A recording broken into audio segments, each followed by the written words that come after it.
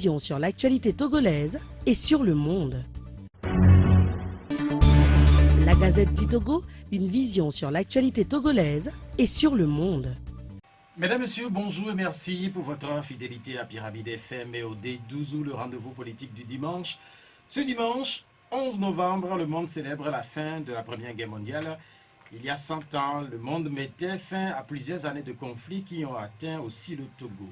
Colonie allemande depuis 1884, la défaite des troupes de Berlin au Togo allait dessiner autrement le destin de la monster colonie.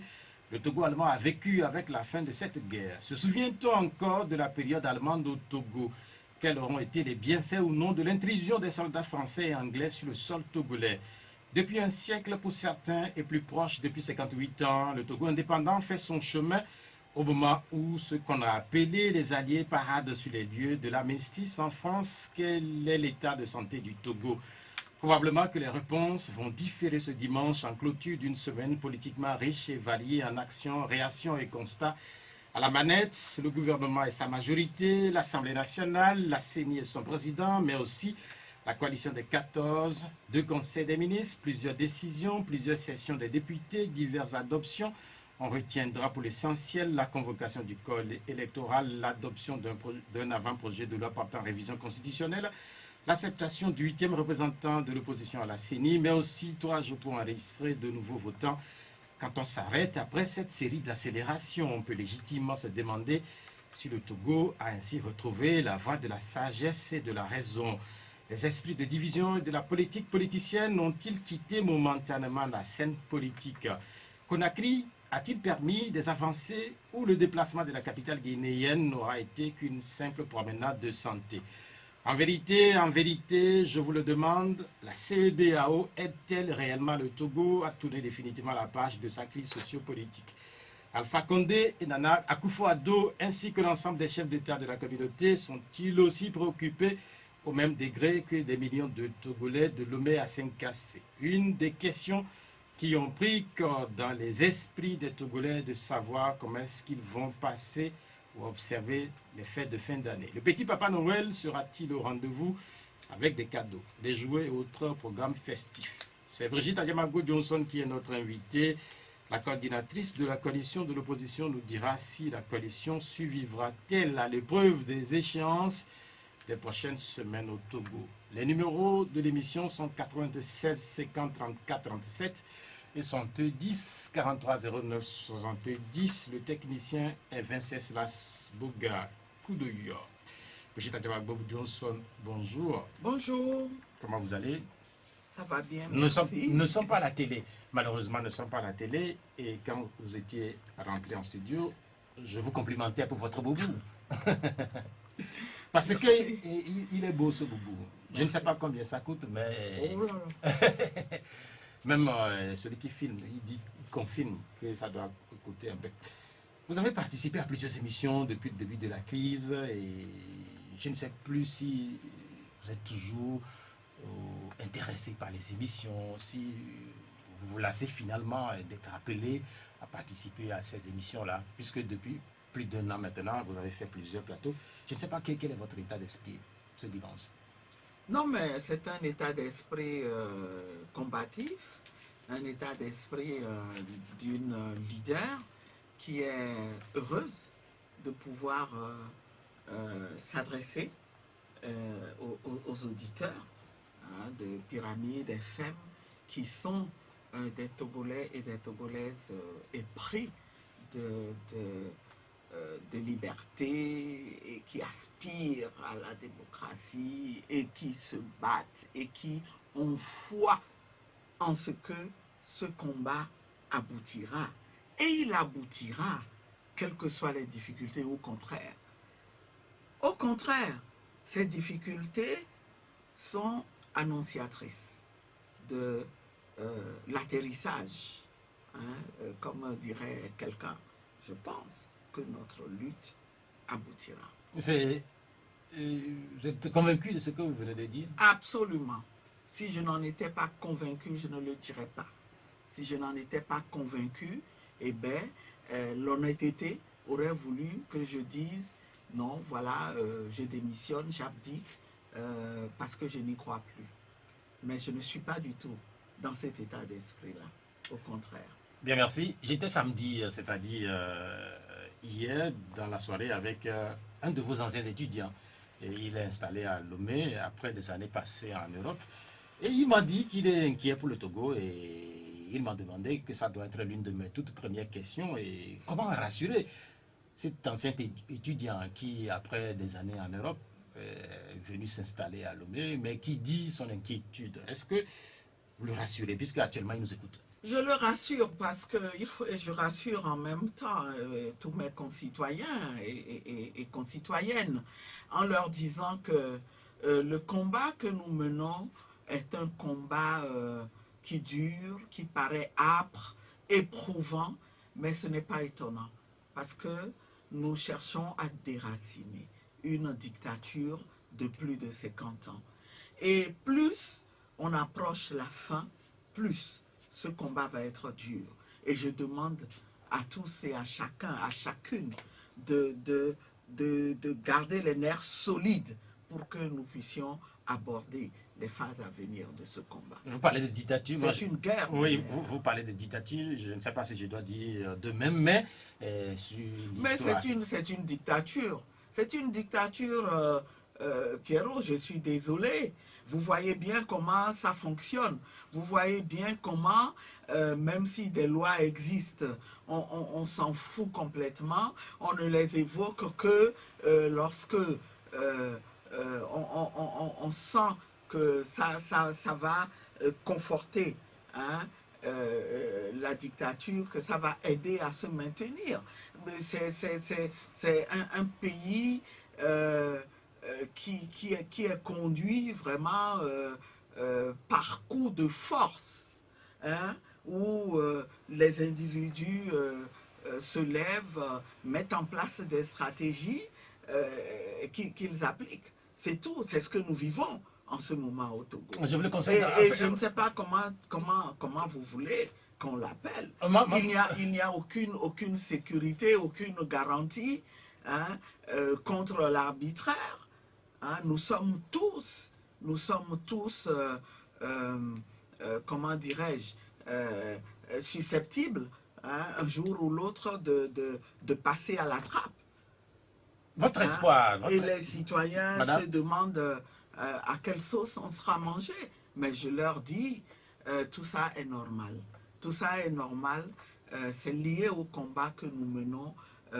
Il faut s'armer et se dire, les moments vont être durs, mais nous gagnerons. Vous venez de dire que quand c'est dur, cela prouve que la fin est proche. Mais quand on regarde l'histoire politique du Togo sur les 30 dernières années, les événements que nous vivons, le passé nous renseigne que nous avons vécu des événements similaires il n'y a pas très longtemps. Quand on regarde les débuts des années 90, quand on regarde 2005, quand on regarde encore 2017. Oui, c'est un régime. Un régime, il faut le reconnaître, il donne l'impression d'avoir repris la main, mais en réalité, on sait qu'ils se sentent très menacés. Eux-mêmes savent que jamais ils n'ont été, en tout cas depuis cette nouvelle incarnation par le Fils, jamais il n'a été aussi menacé que maintenant. Et la fin est proche. La fin est proche, nous devons mettre fin à ce processus d'instauration d'une dynastie au Togo. Il n'y aura pas de dynastie au Togo. Nous irons vers l'alternance. Est-ce que c'est clair? Est-ce que c'est pas normal de se sentir menacé, surtout quand on a un régime qui dure assez longtemps comme le nôtre?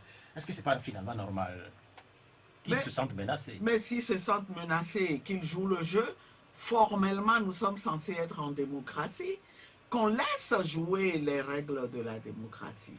Et ça va régler les problèmes. Ça va régler les problèmes. Nous parlerons de ce régime et de tout ce que ce régime fait depuis quelques semaines.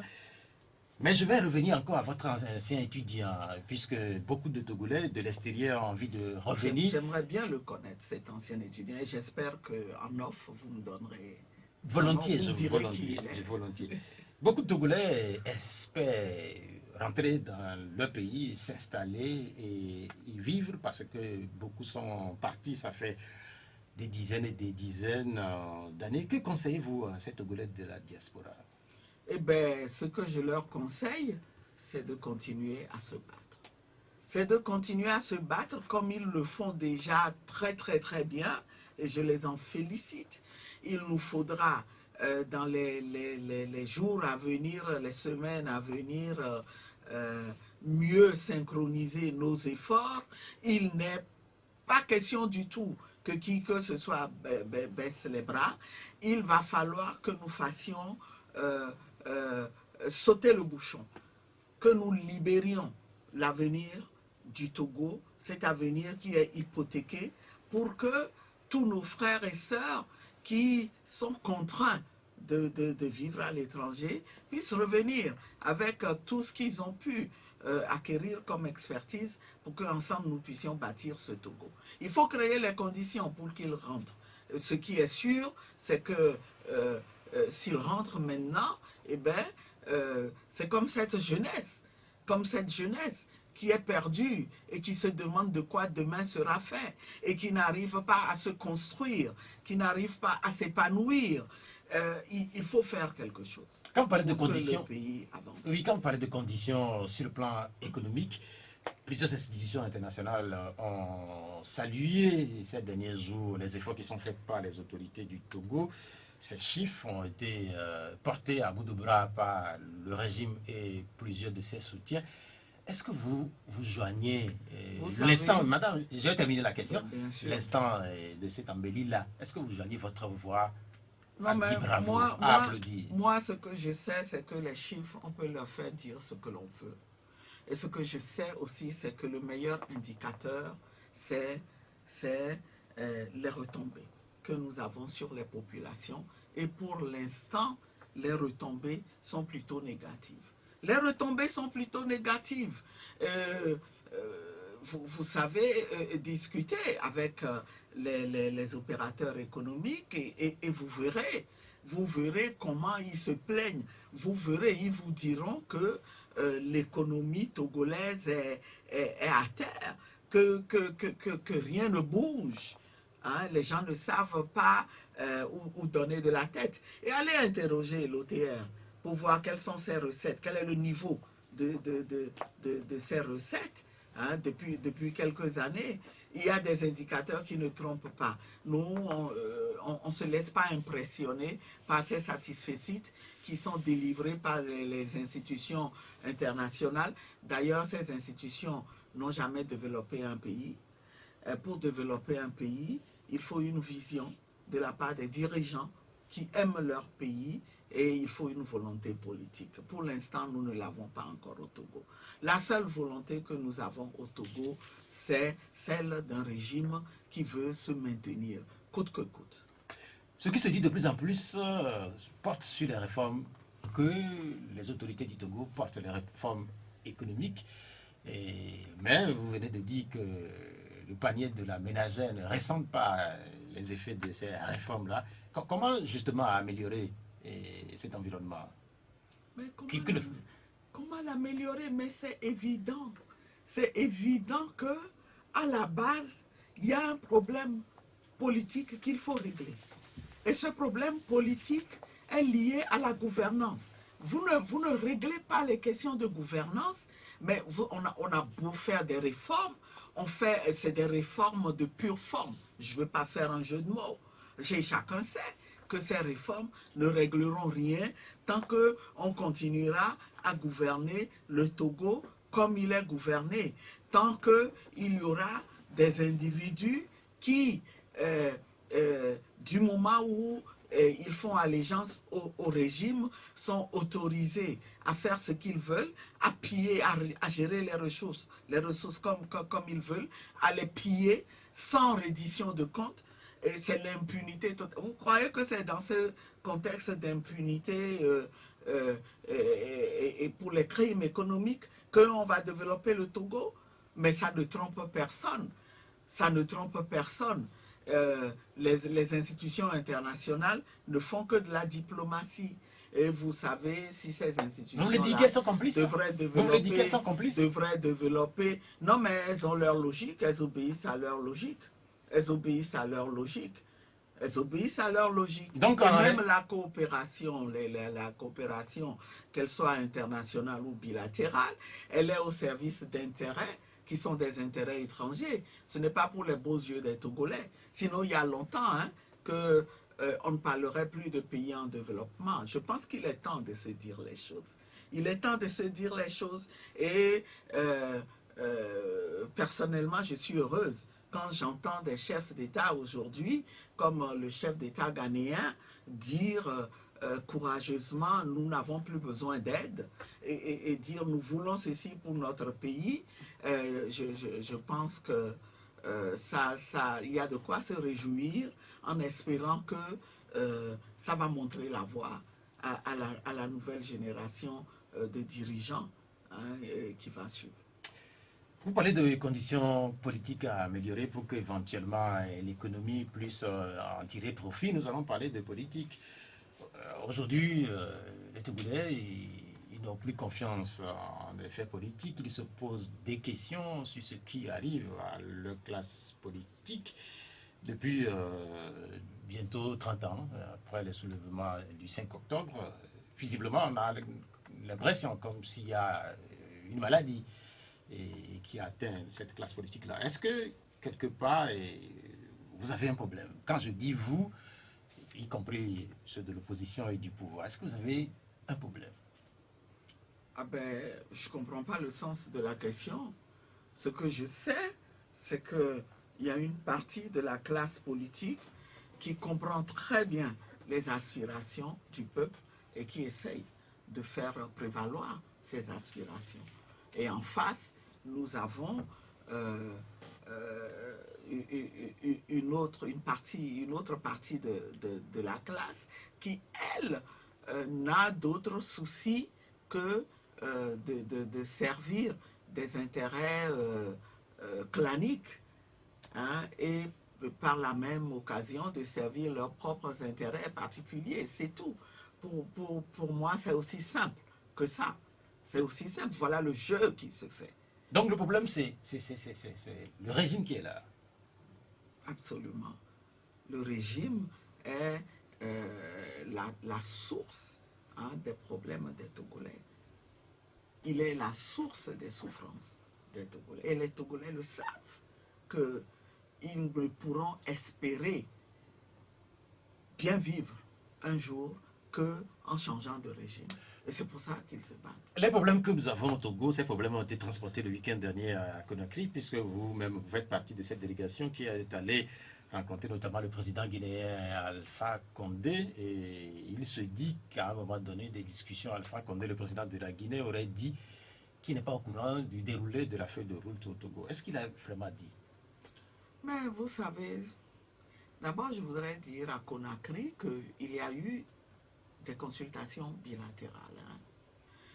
Et dans les discussions que nous avons eues avec le président Alpha Condé, effectivement, nous avons été étonnés d'entendre que le président, en tant que facilitateur, n'avait à ce jour obtenu aucun compte rendu formel de la mise en œuvre de la feuille de route de la part de la CEDEAO. Et c'est quand le président a fait cette observation en présence du commissaire chargé des affaires politiques, le général Béhanzin, que ce dernier a pris la parole pour dire oui, c'est vrai, le président de la commission, il n'est pas là parce que ce matin-là, alors qu'on l'attendait pour commencer les discussions, on nous a dit qu'il a dû rapidement aller en Guinée-Bissau. Et donc, le commissaire Béhanzin a dit, oui, mon patron n'est pas là, mais monsieur le président, si vous voulez, je peux vous faire un compte rendu succinct de la mise en œuvre de la feuille de route du 31 juillet. Voilà comment ça s'est passé et nous nous en étonnons. Nous nous étonnons de ce que le dossier togolais soit géré de cette manière-là, au sein de la CEDEAO qui est censée assister les facilitateurs. Nous aurions pu imaginer qu'un mécanisme soit mis en place pour que régulièrement, je ne sais pas si c'est toutes les semaines ou toutes les 2 semaines, que la CEDEAO qui assiste le comité de suivi et qui fait partie du comité de suivi puisse rendre compte, puisqu'il y a des fonctionnaires payés pour être au service des pays et des peuples de la CEDEAO. La moindre des choses est que toutes les 2 semaines au moins, qu'un rapport puisse être adressé aux facilitateurs. Mais, eh bien, le président Alpha Condé s'en est plaint. Donc, vous étiez dans la salle. Est-ce que cela était sincère? Mais bien sûr, pourquoi voulez-vous que nous doutions de sa parole? Pourquoi voulez-vous? Bon, on pouvait dire que si la CEDEAO n'a pas rendu compte régulièrement, qu'au moins le collaborateur du président Alpha Condé, il pouvait rendre compte. Mais vous savez, nous nous sommes rendus compte de quelque chose aussi. C'est que l'agenda de ces chefs d'État, en tout cas de ceux qui veulent bien travailler et qui travaillent, n'est pas quelque chose de facile.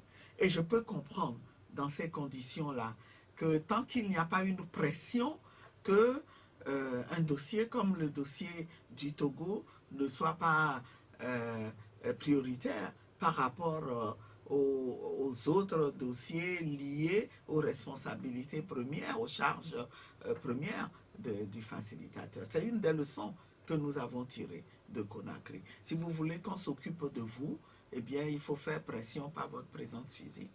Est-ce qu'on n'a pas l'impression là qu'il y a une sorte de légèreté dans la gestion de ce dossier Togo? Ah, là, je serais tout à fait d'accord avec vous. Je pense qu'il y a une légèreté au niveau de la CEDEAO. Il y a vraiment une légèreté.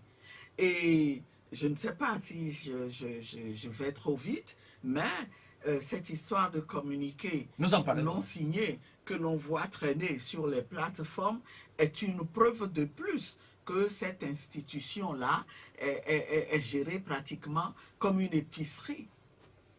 Et nous ne savons quoi penser à ce jour de ce communiqué-là. Parce que je pose la question et je la pose à tous mes invités, presque. Est-ce que la CEDEAO aide vraiment le Togo à tourner la page de sa crise sociopolitique? Moi, je vais être sincère et dire que la CEDEAO contribue à créer des difficultés supplémentaires. Je vous donnerai un exemple. Un dernier exemple en date. C'est celui de la date du 20 décembre. Vous savez ce que nous avons appris de plus à Conakry au sujet du 20 décembre? Qu'est-ce que vous avez appris? Le président Alpha Condé nous a dit, eh bien, cette date-là, quand on en discutait le 31 juillet, j'ai bien dit aux autres chefs d'État que, bon, il faut bien fixer une date pour aider les protagonistes à aller rapidement, mais il n'y aura pas de fétichisme de date. C'est là que nous avons compris que la même expression que le ministre Tibou Camara a répétée plus tard dans une interview, eh bien c'est là que nous avons compris que politiquement, qu'il ait pu dire ça parce qu'il se sentait couvert par le fait que c'est ce que son patron pense. Et donc, si on a affaire à des adversaires qui sont des adversaires de bonne foi, eh bien, ils devraient savoir que l'esprit du 20 décembre, ce n'est pas une date péremptoire. Et que c'est une date indicative, étant entendu que le plus important, c'est qu'on conduise un processus électoral consensuel et de qualité. Voyez-vous, et c'est extrêmement difficile quand vous avez en face de vous des adversaires qui sont de mauvaise foi et qu'on demande de discuter. vous comprenez la difficulté de la tâche des acteurs de l'opposition. Est-ce que c'est quelque part, est-ce que c'est pas cette difficulté qui révèle aujourd'hui peut-être toutes les difficultés que la CEDEAO elle-même a à gérer le cas togolais? Eh bien, moi, décidément, je ne sais pas. C'est comme si on communiquait on communiquait en pensée. Et moi, je ne suis pas loin de penser. Et quand je reprends cet exemple-là du dernier communiqué en date que nous avons vu sur les plateformes, et nous nous sommes dit non, ce n'est pas possible.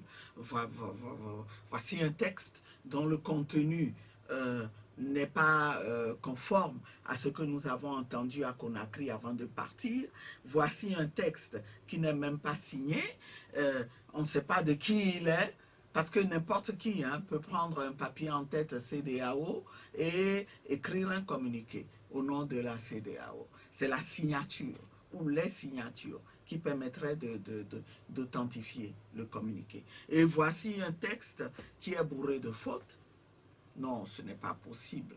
Je pense que on a tous au début cru qu'il s'agissait d'un faux. Et quand nous nous sommes renseignés, nous avons compris que les facilitateurs eux-mêmes étaient étonnés de ce que ce texte se retrouve publié alors que ce n'était pas ce qui avait été entendu. Ce qui avait été entendu quand nous quittions Conakry, c'était que après la concertation qui était toujours en cours entre les chefs d'État, eh bien, le résultat qu'on allait publier nous serait communiqué, ce qui suppose que nous aurons le temps encore, si tant est que nous avions des choses à dire, de les exprimer, et puis on publierait. Et quand nous avons demandé, mais ce communiqué, il vient, vous avez dit qu'on va nous contacter, mais ils se sont étonnés de ce que le président de la commission de la CEDEAO, qui devait contacter la coalition pour lui communiquer un contenu, le contenu qui devait être publié, ils étaient étonnés de ce que cela n'est pas. Donc à ce dimanche, vous n'avez pas eu un communiqué? Nous n'avons eu aucune notification officielle d'un communiqué. Nous n'avons pas été contactés comme cela était admis.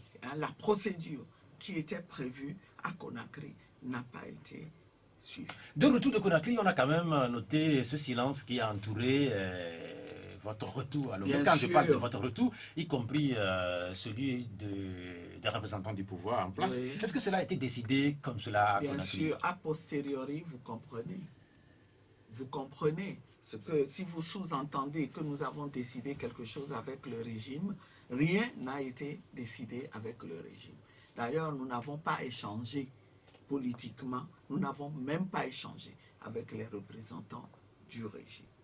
Nous avons eu des discussions avec le facilitateur en présence des représentants de la CEDEAO. Par contre, nous n'avons pas communiqué, c'est vrai, et je pense qu'à posteriori, vous comprenez, les Togolais comprennent pourquoi. Nous ne l'avions pas fait pour deux raisons. D'abord, par respect pour les facilitateurs qui nous ont dit, ok, les positions officielles vous seront communiquées. Dans ces conditions-là, il ne sied pas que tant que ces positions n'ont pas été communiquées, que vous vous mettiez à divulguer le contenu des discussions ou même les conclusions provisoires auxquelles les discussions ont abouti. Et de deux, attendez, quand vous êtes un responsable politique, tout ce que vous voulez dire, il est normal que vous attendiez d'en avoir l'assurance, que on ne se trouve pas, vous ne criez pas, ou que vous ne vous trouviez pas dans une situation embarrassante où ce qui aurait été annoncé aurait été nuancé ou aurait été totalement différent de ce qui a été communiqué officiellement. Voilà les deux raisons. Mais la première raison fondamentale, c'est le respect que nous devons à ces chefs d'État qui se sont offerts, qui ont accepté de perdre leur temps pour jouer le rôle de facilitateur dans la crise togolaise. Et je dois dire que la tâche n'est pas facile pour eux, parce que nous savons ce qui s'est passé, nous avons appris ce qui s'est passé depuis que nous avons quitté Conakry. Nous savons toutes les paroles désagréables qu'ils ont entendues, toute la pression qu'ils ont reçue. Nous le savons. Nous le savons. De la pression de la part de qui? Ah ben, de la part d'un régime qui se prévaut de sa position et qui en use et en abuse et qui croit pouvoir continuer à en user, abuser pour se maintenir éternellement. Mais là, je ne vous comprends pas. Mais il y a d'autres, avant eux, qui ont été dans ces positions, qui ont voulu en abuser, mais aujourd'hui, qui ont bien regretté. Oui, là je n'ai pas compris, madame. Je n'ai pas compris parce que vous voulez dire que le régime de Lomé, le pouvoir de Lomé, il y a un chantage permanent. Il y a un chantage permanent aux facilitateurs à qui on voudrait faire croire qu'ils ne réservent pas le traitement qu'il faut au gouvernement. C'est un chantage permanent qu'on leur fait. Et on évoque tout le temps une certaine souveraineté qu'on incarne, en oubliant qu'on est vraiment contesté et qu'on n'a plus aucune légitimité, et que le peuple est en rébellion, quasiment. Vous l'avez appris comment et ces menaces viseraient, ou ces chantages viseraient le président de la Guinée, celui du Ghana, ou l'ensemble des chefs d'État de la sous-région? Je sais que les deux facilitateurs souffrent beaucoup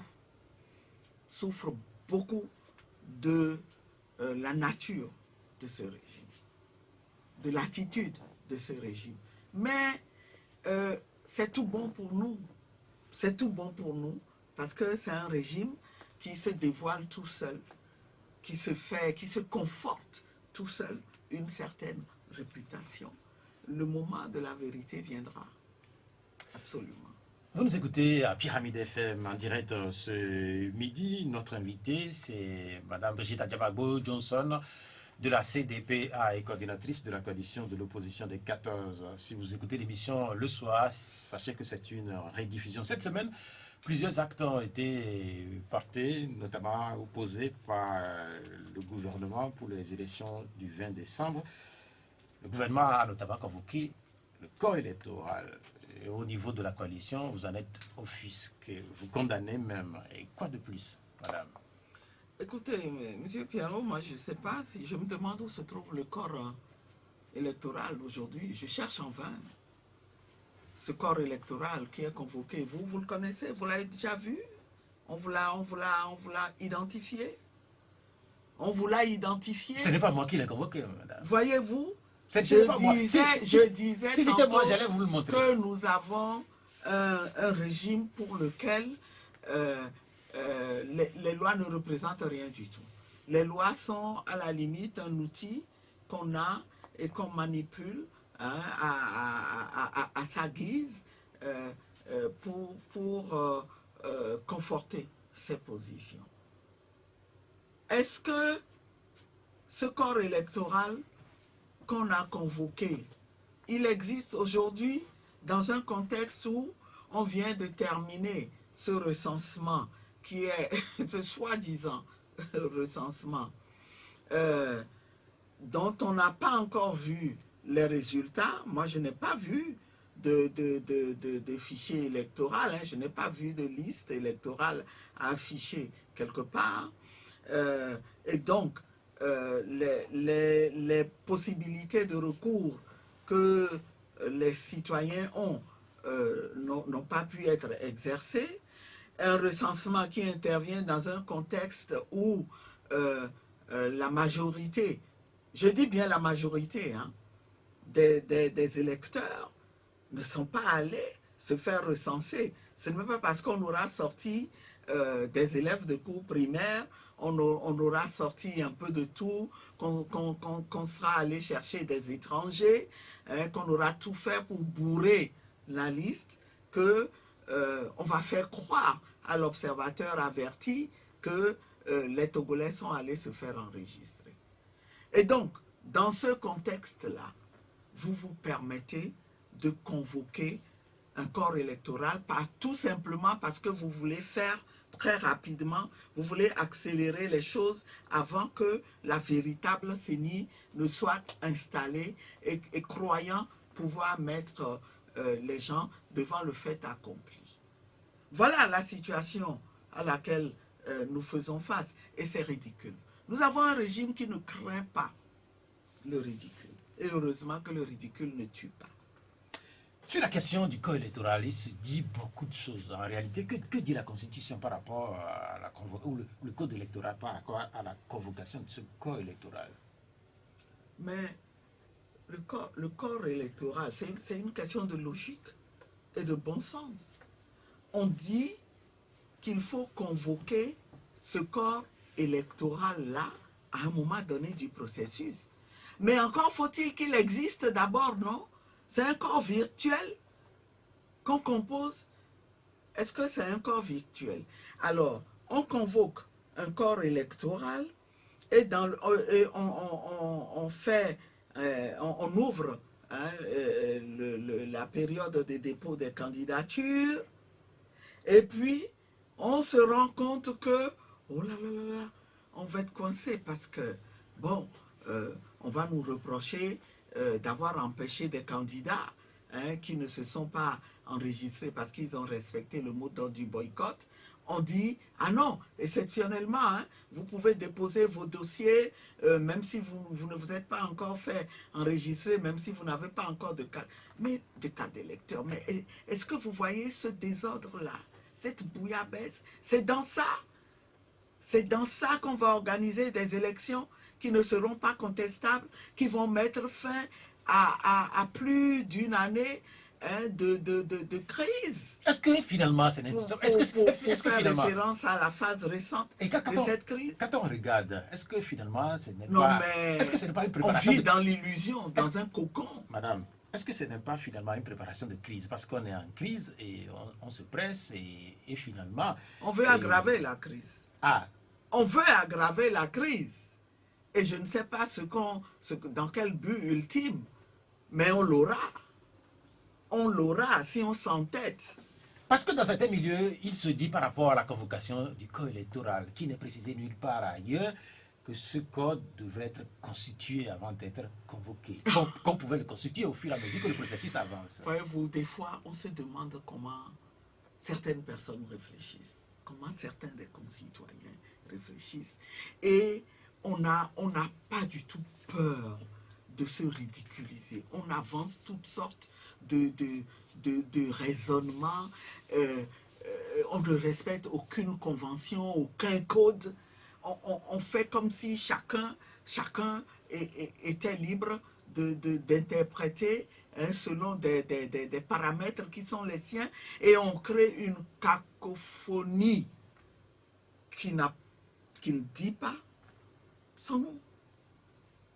Moi, je ne veux pas répondre à cet argument.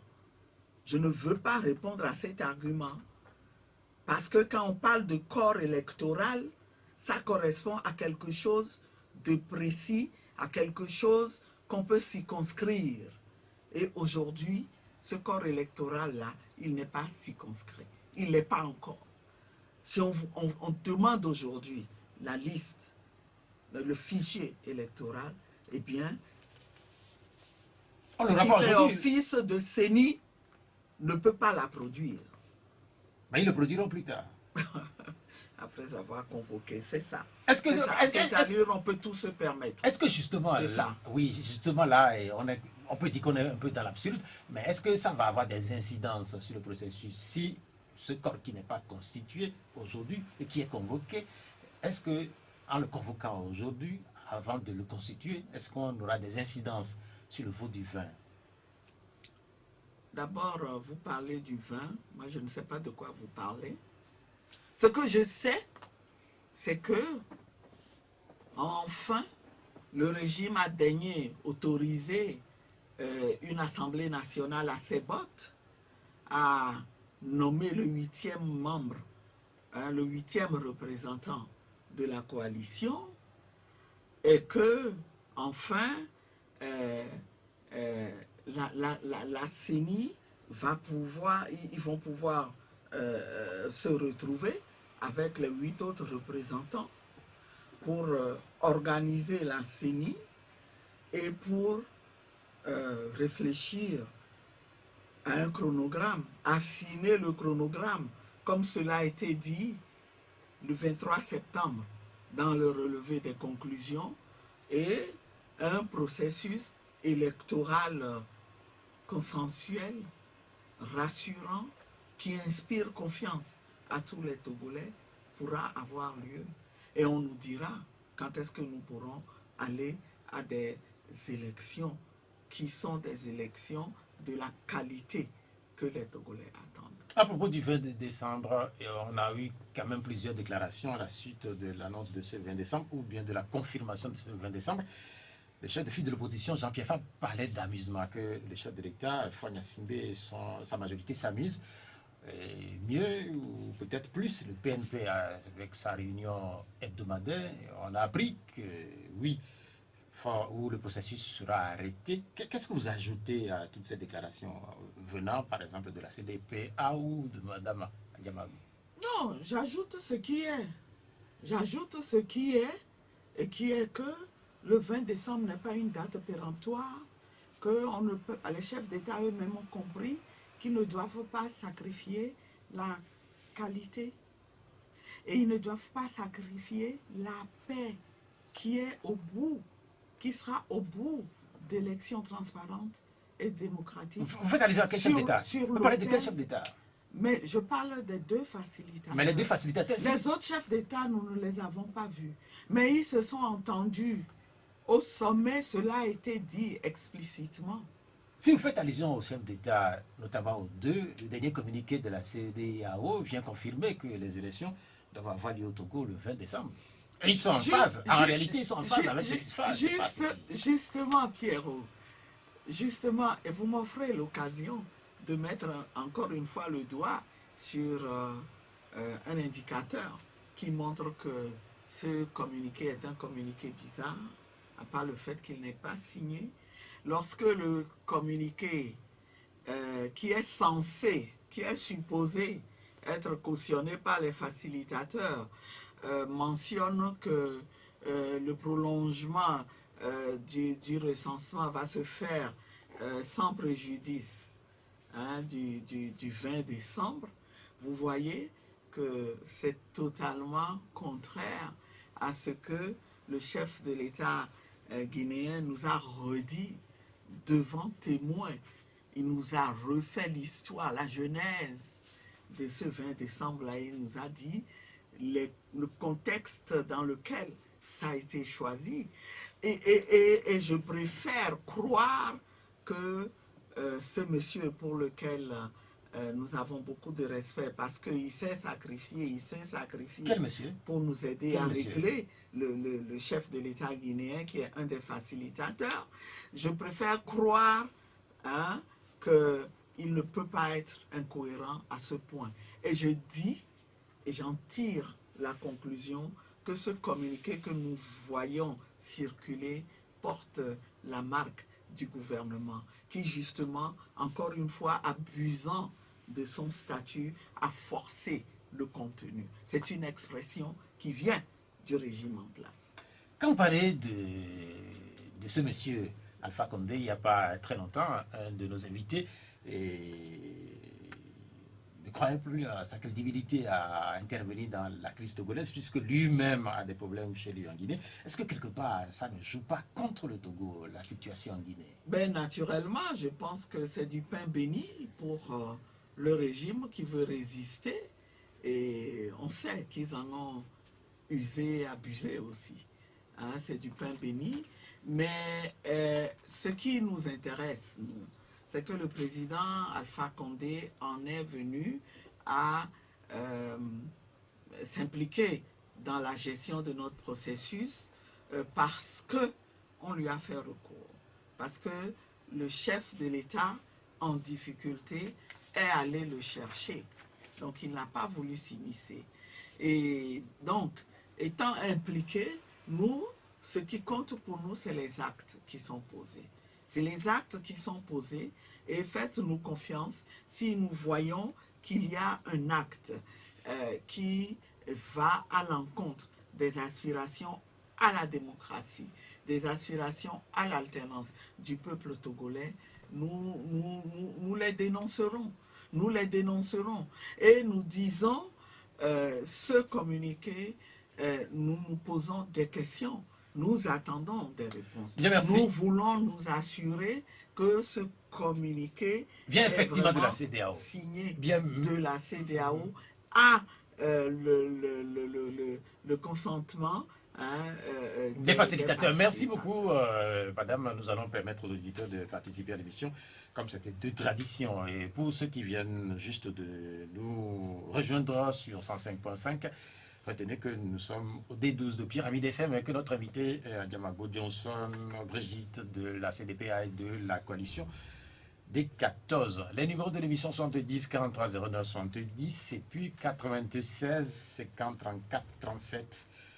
Allô, bonjour. Allô, bonjour. Oui, vous êtes en direct. Depuis Kélié. Oui, allez-y. J'aimerais tout d'abord féliciter madame la coordinatrice de la P14. Elle a demandé si, ensemble à la P14, il mettait au devant la réforme constitutionnelle. C'est-à-dire que la réforme soit au premier plan. Ok, Bien, merci. ok. Sur la question des réformes posées par l'auditeur, votre réaction? Eh bien, je pense qu'il a raison parce que si les Togolais et les Togolaises se sont mis à nouveau dans la rue depuis plus d'un an, c'est pour les réformes qui vont les conduire à l'alternance. Et chemin faisant, il s'est fait que la CEDEAO nous a proposé les élections, des élections démocratiques et transparentes, mais a compris aussi les aspirations des Togolais à voir réaliser les réformes qu'ils attendent depuis 2006 maintenant. Et aujourd'hui, en faisant le point sur cette situation, sur cette question-là, je dirais que nous avons un chronogramme aussi pour les réformes. Et les réformes constitutionnelles et institutionnelles à minima, il faut dire que tel que ça a été prévu dans la feuille de route du 31 juillet, c'est des réformes à minima. Mais bon, c'est l'essentiel, on se dit, on verra après. Ces réformes-là sont censées être faites au plus tard le 30 novembre, de ce que nous savons, à partir du chronogramme qui a été proposé par la CEDEAO. Et nous savons qu'il y a un expert, un constitutionnaliste, qui a été recruté et qui a déjà eu à échanger avec la coalition. Et nous savions qu'un projet devait être élaboré et transmis à la CEDEAO et que des concertations devaient avoir lieu autour de ce projet-là pour que finalement il soit transmis au gouvernement qui, in fine, devait l'envoyer à l'Assemblée nationale après l'avoir adopté. Est-ce que ce n'est pas déjà fait? Une fois encore, nous avons vu dans la précipitation qu'il y a eu cette fin de semaine que le régime s'est empressé d'adopter un projet qui se prépare à envoyer à l'Assemblée nationale. Mais encore une fois, la procédure qui était prévue, ce n'est pas celle-là. Et nous disons que dans un contexte de crise, où la feuille de route du 31 juillet recommande un dialogue de mise en œuvre de cette feuille de route, les discussions doivent avoir lieu dans un cadre politique, qui est ce cadre-là que la feuille de route a également tracé et qui reconnaît comme protagoniste la coalition d'un côté, le gouvernement et le parti qui le soutient unir de l'autre. Normalement, c'est dans ce cadre politique qu'on devrait trouver un consensus pour que le projet, l'adoption du projet au Parlement soit une formalité. Donc je voudrais rassurer mon concitoyen qui a appelé de Tsévier, Rémi, pour le remercier pour son intervention et dit oui, effectivement, il nous rappelle de ne pas oublier ce pourquoi les Togolais sont sortis. Nous attendons et nous entendons veiller à ce que les réformes soient faites. Ce qui a pu donner l'impression que nous n'en parlions pas jusqu'ici, c'est ce chronogramme-là qui a été établi et qui donnait jusqu'à mi-novembre à l'expert pour sortir un projet de programme. Et nous nous attendons à ce qu'entre mi-novembre et fin novembre, finalement, le gouvernement a son projet avec 3 articles modifiés. Et quelle suite donnez-vous, même si vous n'êtes pas à l'Assemblée nationale, quelle suite donnez-vous à ce texte qui va sans doute atterrir à l'hémicycle? Je ne connais pas le texte. Je ne le connais pas. Le scrutin à 2 tours, la limitation du mandat présidentiel, la récomposition de la Cour constitutionnelle? Oui, oui. Je sais, c'est des questions qui sont attendues, mais tout dépend de ce qu'on a adopté comme formulation. Il faut voir comment ces textes sont conçus. Bien, merci. Deuxième auditeur. Allô, bonjour. Oui, on vous appelle comment? Oui, Amouzoui, allez-y. Bonjour, ouais.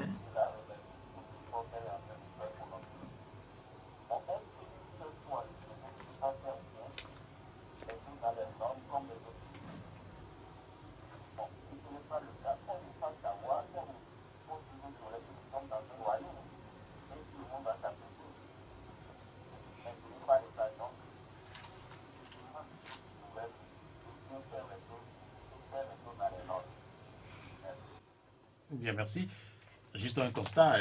Est-ce que vous voulez réagir ou on essaie un autre auditeur? Vous voulez réagir? Non, oui, je pense qu'il a raison. C'est un appel qui est lancé au gouvernement et c'est bienvenu.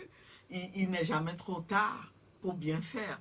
Faisons les choses dans les normes, si tant est que nous aimons vraiment notre pays. Bien, troisième auditeur. Et arrêtons la dérive. Elle ne mène nulle part. Troisième auditeur, allô. Bonjour. Oui. Oui, bonjour. Ok. Bonjour.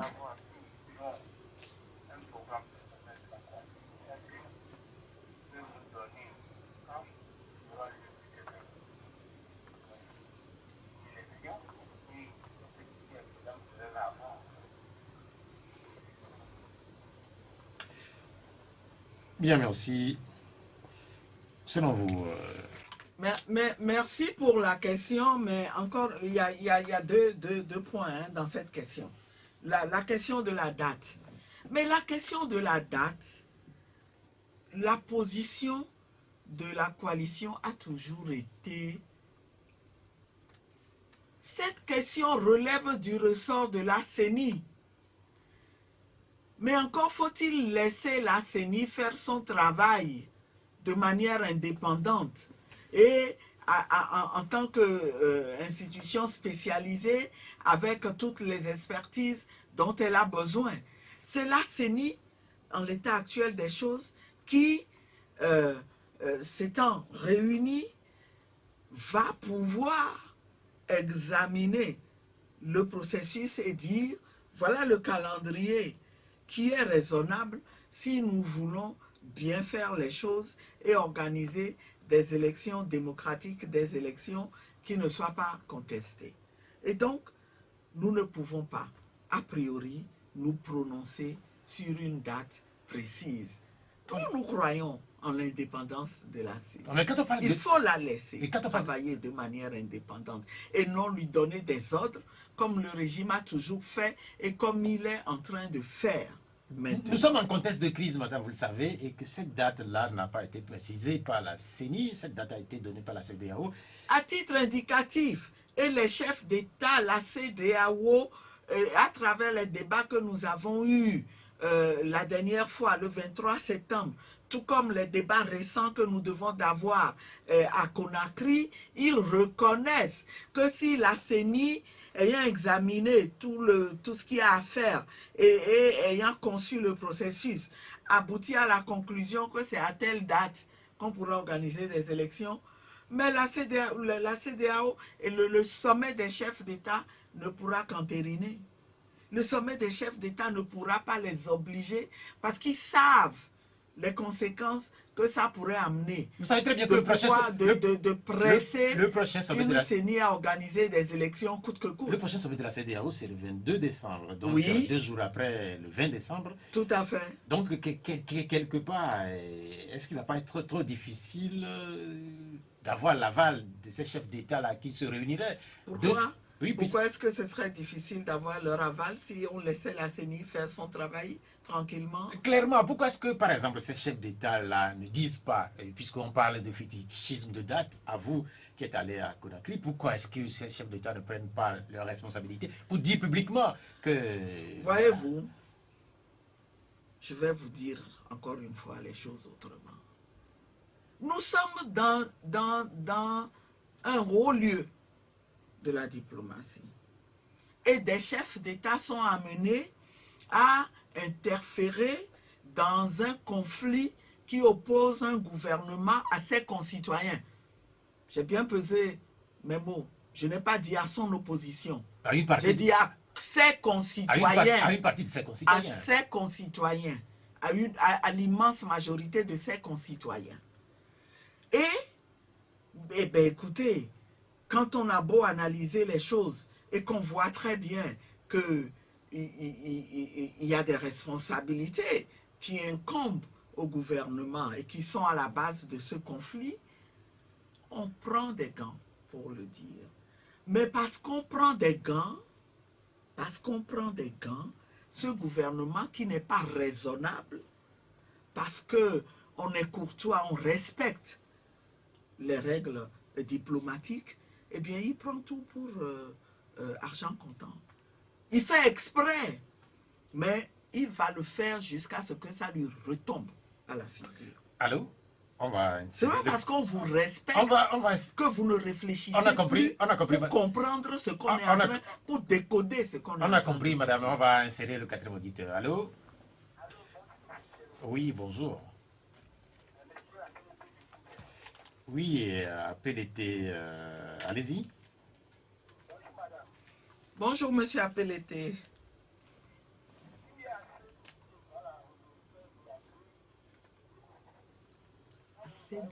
C'est des flous.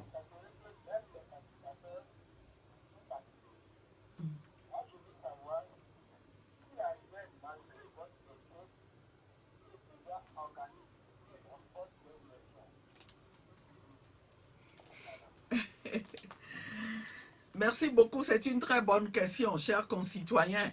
Mais je voudrais vous inviter à vous joindre aux actions que la coalition va commencer à mener à partir de maintenant pour faire entendre raison au gouvernement, pour soutenir le combat, l'action que nos représentants vont mener, parce que nous n'allons pas nous croiser les bras et attendre que les élections unilatérales avec un corps électoral qu'on sait constituer et des candidats qu'on a cooptés aux conditions qu'on a choisies, que ces élections-là soient organisées pour mettre le Togo en péril.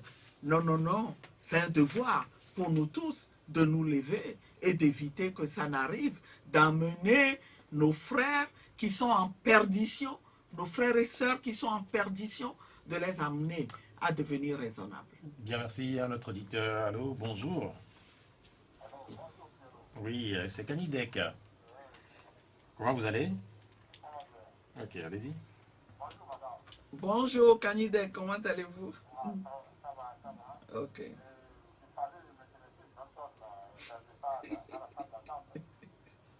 Mais il n'est pas venu pour la première fois, il n'est pas venu aujourd'hui. Oui. Vous ne voyez pas que la CEDEAO est fragilisée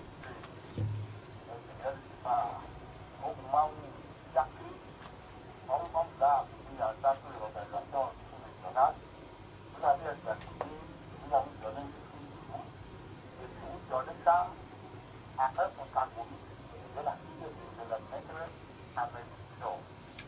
Vous ne voyez pas que c'est ça qui fait que la CEDEAO est aujourd'hui dans l'obligation d'accompagner le pouvoir dans son but pour réussir. Bien, merci. Très bonne analyse que je renforcerai. C'est vrai, la CEDEAO aurait dû nous écouter quand, dans le mémorandum que nous avons présenté à l'occasion du sommet du 31 juillet, nous proposions la mise en place de l'ouverture d'une transition avec des institutions de transition, un exécutif, un législatif qui aurait pour tâche principale de mettre en œuvre la feuille de route qu'on aura adoptée. Mais encore une fois, c'est le régime qui s'y est opposé.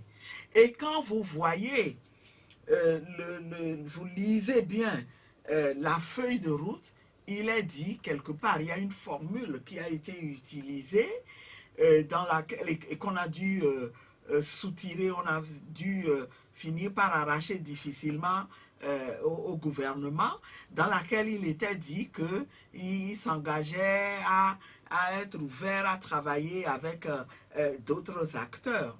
Vous avez parfaitement raison que nos institutions actuelles ont montré leur incapacité à mettre en œuvre la feuille de route. Et donc, je ne vous cacherai pas qu'à Conakry, ça fait partie des attentes que nous avons exprimées à la fin de nos analyses où nous avons dit, nous réitérons la demande de l'ouverture d'une transition parce que toutes ces difficultés que nous avons rencontrées depuis le 31 juillet montrent que les institutions impliquées, celles qui sont censées de mettre en œuvre la feuille de route, ne peuvent pas le faire. L'Assemblée nationale ne peut pas le faire.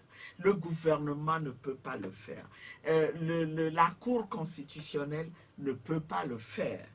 Maintenant, j'ajoute une autre analyse qui conforte la vôtre, c'est que la CEDEAO s'est fragilisée depuis le début parce que la CEDEAO a accepté sans conséquence que le régime ait traficoté cette feuille de route. Et aujourd'hui, a posteriori, on voit que ce que le régime applique, c'est sa feuille de route traficotée. Hein? C'est sa feuille de route traficotée. C'est-à-dire, on prend la CENI telle qu'elle existait et qu'elle nous arrangeait. Il n'est pas question d'une CENI inclusive. Paf, on a biffé cette partie de la feuille de route et on court, on fait du forcing et c'est nous qui décidons et l'opposition n'a rien à dire. Et voilà pourquoi il fallait absolument qu'on soit membre du comité de suivi pour être parmi les décideurs et bloquer les choses et si les décisions qu'on voulait prendre ne vont pas en notre faveur. Et c'est grave. C'est grave que la feuille de route, nous nous sommes dit, nous sommes des acteurs externes à cette CEDEAO. nous avons fait le constat, nous en avons parlé, nous avons expliqué que le gouvernement a traficoté la feuille de route et on était dans l'attente que la CEDEAO allait en tirer toutes les conséquences. Elle l'a pas Au fait. contraire, elle n'a pas fait. Ok, après Kenny Decker, nous allons avoir notre auditeur. Allô? Oui, bonjour. Eric? Eric? Oui, allez-y. Je voudrais faire observer que la CEDEAO n'a aucun intérêt à organiser des élections catastrophiques au Togo. Afin de faire disparaître complètement cette organisation. Quand nous prenons le président du Ghana, qui a son premier mandat, Peter aimerait briller un deuxième mandat, il n'a aucun intérêt à faire en sorte que le Togo dégénère. Le président en exercice de la CEDEAO également, peut-être celui et qui nous pouvons un peu se méfier, c'est celui de la Guinée. Maintenant, je voudrais demander, exhorter Madame Adjamako et toute l'Afrique à mettre une pression commensurable. Déjà, cette semaine, que commence des marches sur toutes les grands du territoire. C'est comme ça que nous pouvons arriver à freiner ce gouvernement qui est en train de foncer, d'être le pays en danger. Je laisse mérite, en tout cas pour tout ce qu'ils font, qu'ils redoublent encore beaucoup d'efforts, de vigilance. Nous sommes derrière. Nous attendons que les marches pour mettre de la pression. Merci Eric pour votre intervention. Je vous remercie vraiment, chers concitoyens. Je vous remercie. Et effectivement, la coalition renoue avec les manifestations. Et je voudrais saisir cette opportunité pour informer les auditeurs que nous prévoyons une prochaine manifestation à Lomé, d'abord le samedi prochain, c'est-à-dire le samedi 17. Et je pense que ça doit être l'occasion pour nous tous qui sommes indignés, révoltés par la manière dont on joue avec le destin de ce peuple. Ça va être l'occasion pour nous tous de sortir. Sortons, quel que soit l'endroit auquel nous devons aller. Sortons, le monde entier nous verra et verra que nous sommes en colère, que nous disons non et que ce qui se prépare par ce régime qui croit rééditer des élections frauduleuses qu'il a l'habitude d'organiser pour se maintenir, que cela ne passera pas cette fois-ci.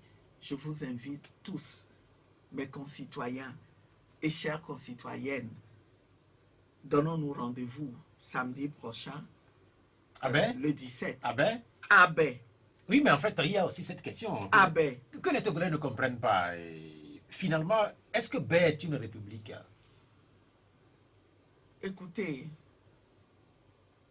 l'attitude du gouvernement sur cette question d'itinéraire démontre clairement qu'il discrimine certains citoyens. Il stigmatise même certains citoyens. Mais le fond du problème, et c'est l'une des raisons supplémentaires pour que nous continuions à lutter jusqu'à ce que nous mettions fin à ce régime et que tous les Togolais soient traités de la même manière. Ne nous laissons en aucun cas arrêter par ces subterfuges dont on espère qu'ils vont décourager, démobiliser. Ne nous trompons pas d'attitude, chers concitoyens. J'invite tout le monde, que ce soit à Bé ou ailleurs. Nous irons à Bé ou ailleurs le samedi et le monde entier saura que nous sommes dans la rue, que nous sommes en colère, que nous n'acceptons pas ce qui se prépare. C'est de ça qu'il s'agit. Bien, merci. Allô? Bonjour. Bonjour. Oui, merci. Votre nom?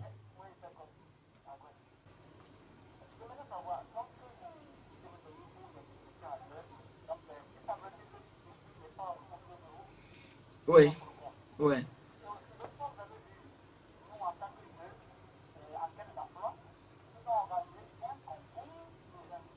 oui, oui.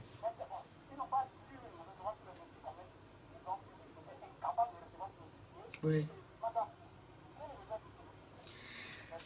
Hmm, c'est pénible. C'est pénible. C'est pénible en tant que leader politique aspirant à gérer ce pays. On mesure l'ampleur de ce qui nous attend. De ce que ce régime a créé en plus de 50 ans de gouvernance. Et en même temps, on se dit, c'est bien. C'est bien parce que nous allons vers la fin. Lorsque, pour un concours de recrutement dans l'enseignement, lorsqu'on voit tous ces jeunes qui se sont mobilisés en se disant, oh, c'est peut-être une opportunité. C'est peut-être une opportunité pour se caser quelque part. Et que dans le même temps, on entend le régime nous chanter à tue-tête que les jeunes sont une priorité, qu'on est en train de faire la promotion de l'entrepreneuriat, qu'on met en place des fonds pour promouvoir les jeunes, on se rend compte que tout ça n'est que du bluff. Nous prenons toute la mesure de nos responsabilités et nous sommes plus galvanisés encore pour continuer à lutter et faire en sorte que très rapidement, nous soyons en mesure de commencer à travailler effectivement.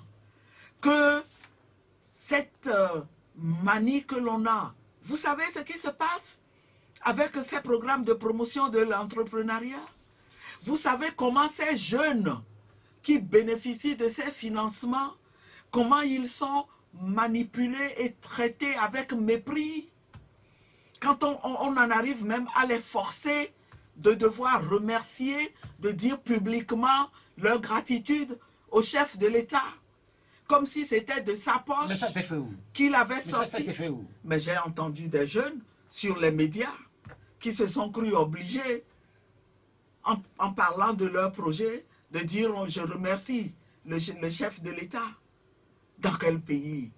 Dans quel pays Est-ce que tout cela normal, démocratique, où les institutions sont là, les services sont là pour bénéficier aux citoyens qui sont méritants dans les mêmes conditions, on leur donne les mêmes opportunités. Madame, est-ce que c'est finalement... Dans quel pays vous avez mais est-ce que c'est pas normal finalement? Puisque vous aviez dit... Qu'est-ce qui est normal? Mais en fait, vous avez dit à l'entame de cette émission qu'on n'est pas en démocratie, qu'on est, dans une dictature. Là, je suis d'accord avec vous. Je suis d'accord avec vous. C'est normal parce qu'on n'est pas en démocratie. Non, moi je dis pas ça. Mais ça devient anormal parce qu'on prétend que nous sommes en train d'apprendre la démocratie.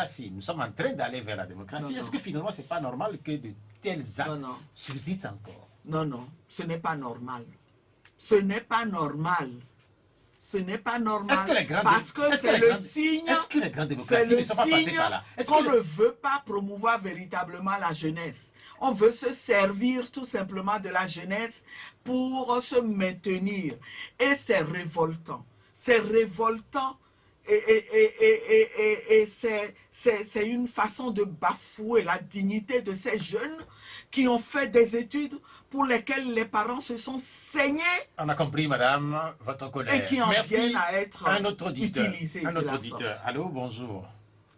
Allô? Oui, bonjour. Allô? Bonjour. Oui, on vous appelle comment? Baguida, Nestor, allez-y. Bonjour.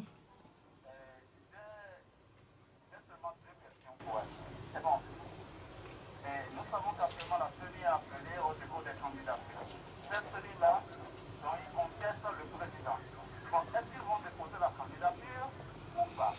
Ils comptent encore une certaine prolongation exceptionnelle d'État pour ne pas déposer la candidature pour pouvoir faire repousser les élections. Voilà. Et puis, madame, vous dites des choses vraiment intéressantes. Par votre bouche, je viens de comprendre que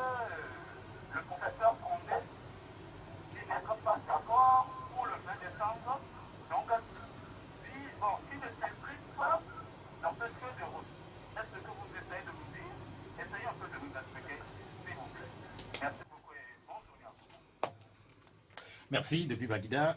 Réaction? Chers concitoyens, merci d'intervenir dans ce débat-là, même si je sens que je ne suis pas parfaitement sur la même longueur d'ordre que vous. Vous me demandez si nous allons déposer nos candidatures pour participer à l'élection du 20 décembre.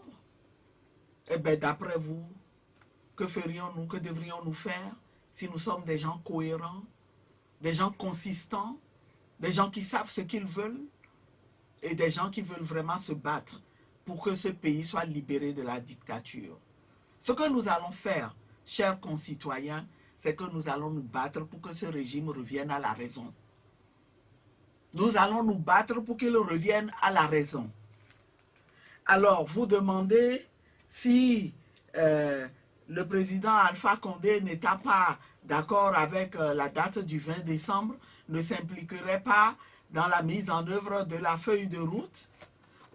Et en même temps, avant de le dire, vous avez supposé que nous pourrions refuser de déposer nos candidatures pour repousser le 20 décembre. Vous n'avez rien compris à toutes ces explications. Ce que je voudrais faire, c'est peut-être vous inviter à vous rencontrer en dehors de cette émission-là pour que je prenne le temps de vous expliquer de quoi il s'agit, de vous expliquer nos positions. Et je suis convaincu que désormais, vous seriez le premier à soutenir nos actions. Quant à ce qui concerne, l'hypothèse que vous aviez émise que le président Alpha Condé ne s'impliquerait pas dans la mise en œuvre de la feuille de route, je vous en laisse l'entière responsabilité. J'ai bien dit que le président Condé nous a expliqué, quand nous avons posé le problème du 20 décembre, que ce 20 décembre n'a jamais été un problème. Parce que au 31 juillet, c'était entendu dans la salle qu'il n'y aurait pas de fétichisme autour de cette date. Vous l'avez dit plusieurs fois déjà, donc On va retourner au téléphone. Je l'ai dit plusieurs fois, mais c'est la première fois qu'on apprend que c'est dans la salle du sommet que ça a été dit. Et donc, ceux qui ne veulent pas comprendre et qui prétendent que c'est une date péremptoire sont de mauvaise foi. bien merci. Allô? Allô? Oui, allô, bonjour. Oui, on vous appelle comment? Oui. Mohamed. Madame le Margot, Oui, on vous appelle. Merci à vous. observation. Moi, j'ai une question à leur poser. Comme un sous-entend qu'elles sont cohérentes dans leur démarche, j'aimerais savoir si la coalition, avec maintenant les 8 représentants qu'ils ont, iront prêter serment devant la Cour constitutionnelle d'Abidjan Souma. Et deuxième question, est-ce que la coalition ira aux élections en candidature pour aussi ils auront une candidature liste commune ou ils iront individuellement à la CENI et aux élections législatives Bien, merci pour les deux questions. Et merci beaucoup, très bonne question qui m'offre l'opportunité d'expliquer une position aux compatriotes. Le concitoyen nous demande si nos 8 représentants iront prêter serment devant la Cour d'appel, la Cour de constitution, La Cour constitutionnelle actuelle que nous contestons. Bien sûr. Bien sûr qu'ils iront prêter serment. Vous savez pourquoi ils iront prêter serment? Ils iront prêter serment parce que, si vous voulez, c'est une formalité. Cette cour n'a pas de décision à prendre. Nous pourrions craindre. Qu'est-ce que nous lui reprochons? C'est une cour qui n'est pas impartiale, qui ne dit pas le droit. C'est une cour qui, trop souvent, se penche du côté du régime et qui a tendance à conforter le régime. Mais elle n'a pas de décision à prendre en ce qui concerne la prestation de serment. Et la prestation de serment est une étape pour que nos représentants intègrent la CENI et que le processus électoral consensuel dont le sommet la feuille de route adoptée au sommet du 31 juillet puisse vraiment démarrer. Mais il est évident pour nous que la réforme de la Cour constitutionnelle, elle se fera et elle se fera d'ailleurs en même temps que les réformes constitutionnelles que nous entendons. Non. Et au 30 novembre, quand la réforme aura été faite, il est évident, ce problème nous l'avons déjà posé, que cette Cour constitutionnelle sera recomposée et c'est la Cour recomposée qui connaîtra des contentieux éventuels, qui aura à prendre les décisions Donc finalement, on a compris liées vos 8 aux prochaines élections. vos 8 membres iront prêter serment à la Cour constitutionnelle. On a compris. Absolument, nous ne voulons pas bloquer la deuxième partie le de la question processus électoral, contrairement à ce que l'auditeur, la pense. deuxième partie de la question de l'auditeur parle de l'élection. Vous irez disperser. La deuxième question, c'est celle-là. C'est une question qui est sur le tapis, mais vous reconnaîtrez avec moi, cher auditeur, que avant d'en venir là, nous avons des combats à mener. Et le moment venu, nous prendrons nos responsabilités. Bien, merci. Il y a une question de l'auditeur aussi. La première partie de sa question portait sur, en réalité, Tipi Etchadam. Absolument. Oui, merci sur cette question. Infiniment. Merci de me rappeler cette question. Oui, le problème de notre collègue Tipi Etchadam est véritablement un problème.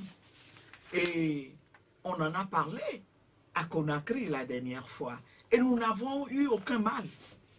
Aucun mal du tout pour convaincre le facilitateur qu'il fallait créer les conditions pour qu'il revienne et qu'il puisse participer à la lutte commune autrement que par représentants interposés. Oui, Tipi Etchadam, il n'est pas sur le territoire, oui. Mais vous avez voyagé la dernière fois à Conakry, oui. Mais il avait la possibilité de vous rejoindre à Conakry ou pas? Il n'est pas à Conakry. Ce qu'il se déplace, cela suppose des formalités et tout. Je pense que ça a dû peut-être expliquer qu'il ne soit pas là, mais il était représenté. Bien, merci. J'ai d'autres questions à vous poser, madame, puisqu'on parle... Et donc, on ne peut pas aller à des élections tant que il y a des gens encore dehors. Bien, merci. Tipi Etchadam est un candidat susceptible. Et nous avons même posé le problème des autres réfugiés. Nous avons demandé dans nos attentes que leur retour en toute sécurité soit organisé. Moi, je reviens sur les élections du 20 décembre, puisque le dépôt des candidatures, cette date, je crois que l'ouverture a été faite déjà, et certains partis ont déjà retiré les formulaires, si j'en crois à ce que j'ai commencé par lire depuis quelques jours. Et sur cette liste-là, je crois avoir lu le MCD. Est-ce que j'ai bien lu ou pas? Non, je pense qu'effectivement, on a vu circuler le message, mais nos collègues du MCD l'ont démenti. C'est une question que nous avons abordée entre nous. Bien. Il nous reste encore 5 minutes. Moi, on va faire un peu un retour sur le passé, puisque aujourd'hui, dans le monde, il est célébré le centenaire de la fin de la Première Guerre mondiale qu'on appelle encore la Grande Guerre. Et cette guerre avait touché le Togo. Et cette célébration, visiblement, oui, on sent rien dans nos pays, là. Tout est concentré en France. Ben oui. Oui, parce que nous avons des priorités plus prégnantes. Nous nous battons pour la survie des populations, nous nous battons pour la liberté et c'est des valeurs qui méritent d'être défendues et qui ne sont pas aux antipodes de la célébration de la fin d'une guerre. Et surtout de cette deuxième guerre mondiale. Donc, cette première guerre mondiale.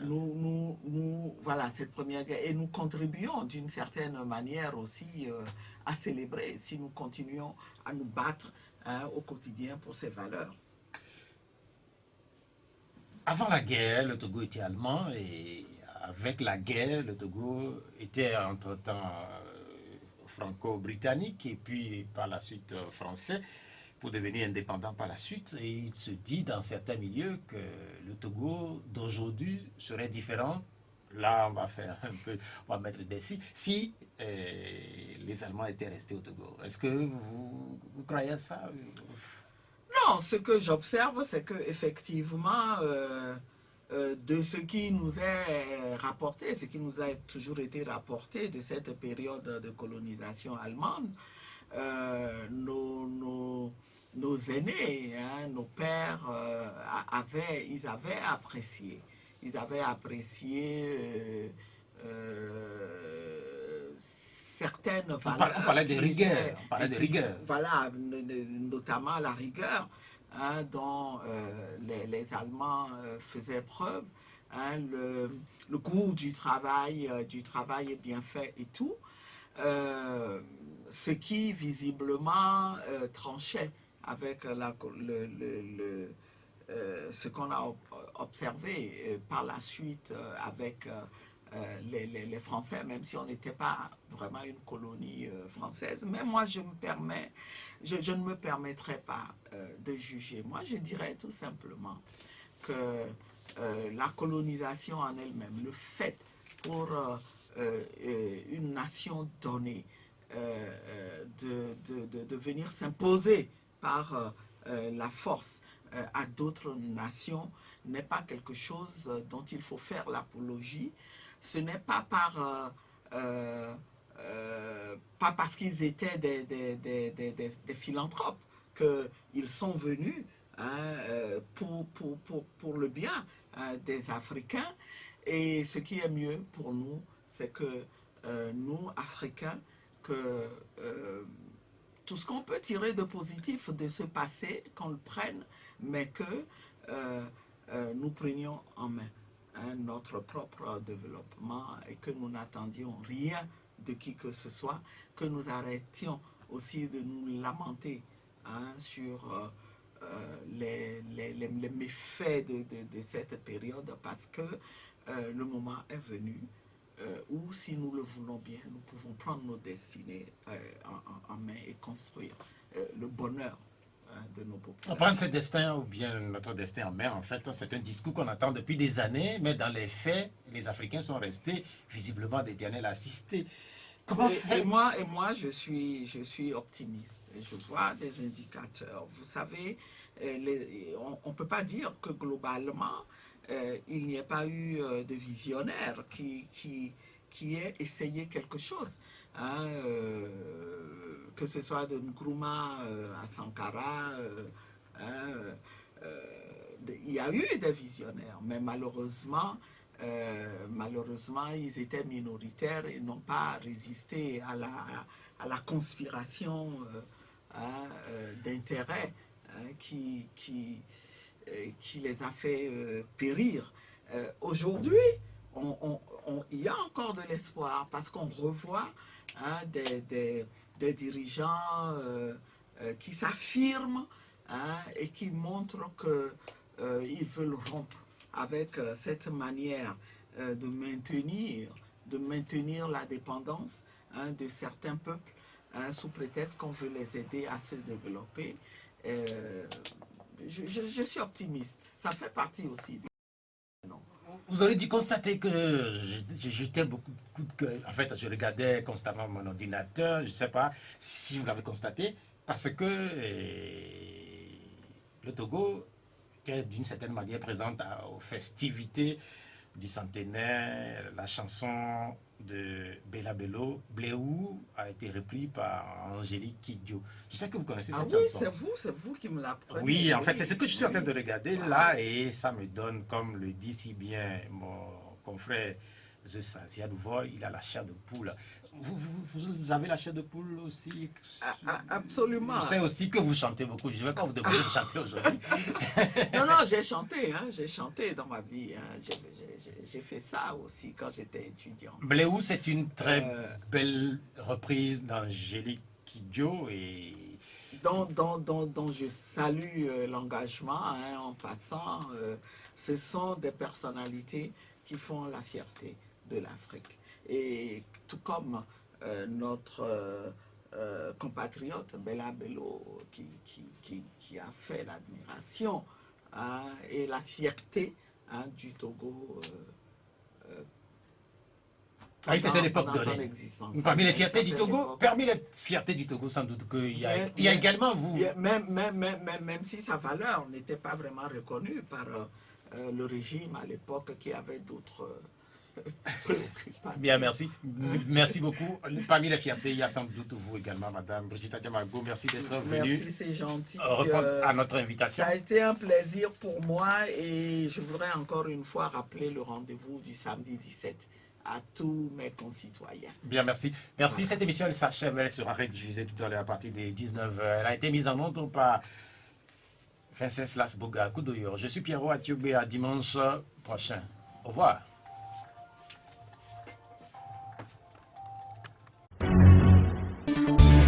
La Gazette du Togo, une vision sur l'actualité togolaise et sur le monde. Rejoignez-nous sur le www.lagazettedutogo.com ou sur nos comptes Facebook, Twitter et YouTube. Pour tout contact, écrivez à contact@lagazettedutogo.com ou appelez le 92 80 88 53. La Gazette du Togo, c'est l'information en continu.